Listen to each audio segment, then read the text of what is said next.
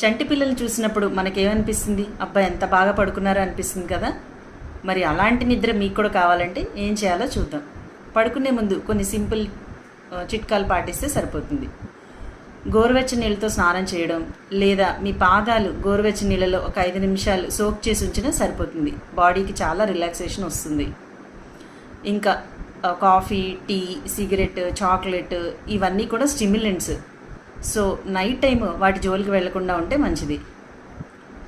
Bed time routine create చేసుకోండి.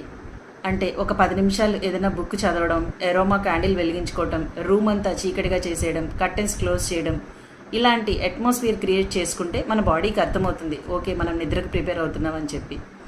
Afternoon nap తీసుకునే అలవాటు ఉంటే దాన్ని 10 to 20 మినిట్స్కి కుదించేయండి. అంతకన్నా ఎక్కువసేపు పడుకుంటే నైట్ నిద్ర రాదు.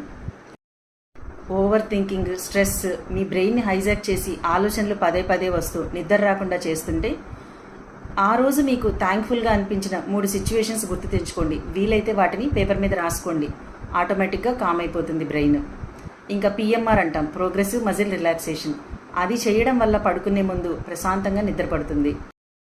ఫోను, ల్యాప్టాప్, టీవీ వీటన్నింటి నుంచి వచ్చే బ్లూ లైట్ మన స్లీప్ హార్మోన్ని రెడ్యూస్ చేస్తుంది. దానివల్ల మనకి నిద్ర పట్టదు. సో అట్లీస్ట్ ఈవినింగ్ నుంచి వాటిని డార్క్ మోడ్లోకి షిఫ్ట్ చేయండి.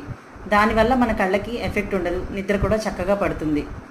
ఇంకా వర్క్ ప్లేస్ని, స్లీప్ ఏరియాని సెపరేట్ చేయండి. రెండింటిని కంబైన్ చేయొద్దు. అంటే మంచం మీదకి వచ్చాక మెయిల్స్ చెక్ చేసుకోవడం, మెసేజ్లు, చాటింగ్లు చేయడం ఇలాంటివన్నీ ఆపేస్తే సరిపోతుంది. మార్నింగ్, ఈవినింగ్ 10 మినిట్స్ అయినా సరే వాకింగ్ చేయడం అలవాటు చేసుకోండి. ఫిజికల్ ఎక్సర్సైజ్ చేయడం వల్ల బాడీ అలసిపోయి మైండ్ రిలాక్స్ అయ్యి మంచం మీద వాలగానే హాయిగా నిద్ర పట్టేలా చేస్తుంది. ఇవన్నీ చేశాక కూడా మీకు ఇంకా ఇబ్బందిగా అనిపిస్తుంటే కాంటాక్ట్ మీ. Thank you.